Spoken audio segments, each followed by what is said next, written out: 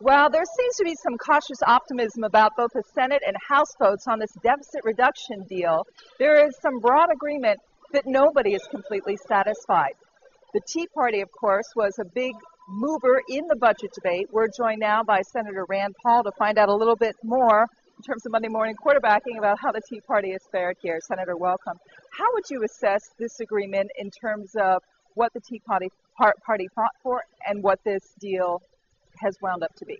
Well, everybody who's been here in Washington before tells me that we are succeeding in the sense that the political debate now is where we will cut rather than where we will spend.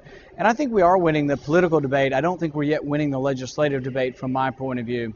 I think that any plan that will significantly alter things has to ultimately balance.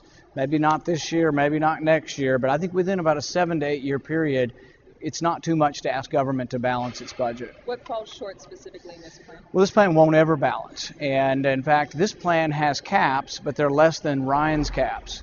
So remember, Ryan's budget in the House would have balanced in 28 years. These caps are less than Ryan's caps, so this plan has to balance in a longer period of time than 28 years. I don't think we have 28 years to keep adding debt. We're adding enormous amounts of debt.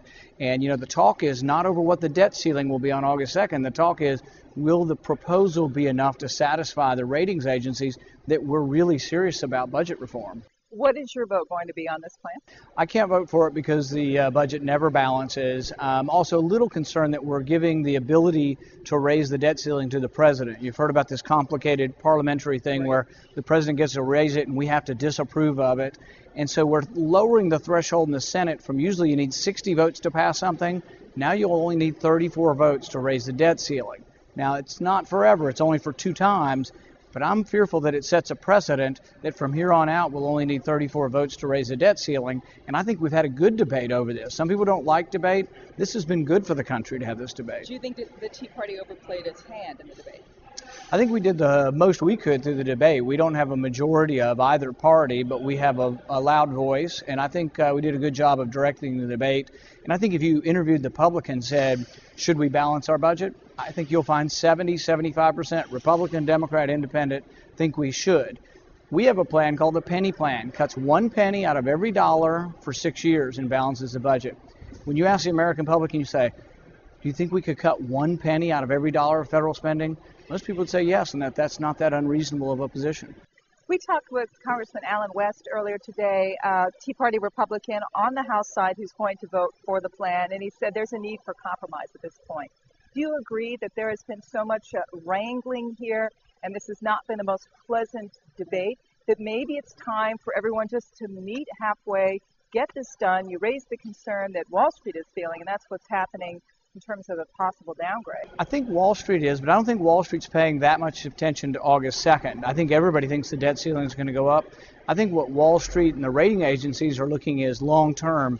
Is America going to get her house in order? Are we going to begin to try to, get out of this fiscal mess of adding trillions of dollars of debt? As far as the Tea Party's millions of people, so I don't speak for it. Allen West doesn't. I like Allen West, and we get along and agree on a lot of issues. On this one, we part ways, but that just means that the Tea Party isn't monolithic either. It's a group of people who are worried about their country, worried about the debt, worried about the trillion-dollar deficits, but we have different proposals about how to fix it. I don't think that I personally can vote for any plan, though, that never balances. Are you concerned at all with this idea about a commission that will decide something at a later date that could be null and void? There can be legislation introduced next week that changes things. Yeah, I'm also concerned that the committee can pass things by 51%, which really takes away the power to filibuster. The power to filibuster is a constitutional check and balance. It was meant to make there be more disagreement, frankly, and to make it harder to pass legislation. We've had that since the beginning of our republic. This debt commission will override the veto. I am concerned about that, giving too much power to the president. Senator Rand Paul, thank you very much for your time.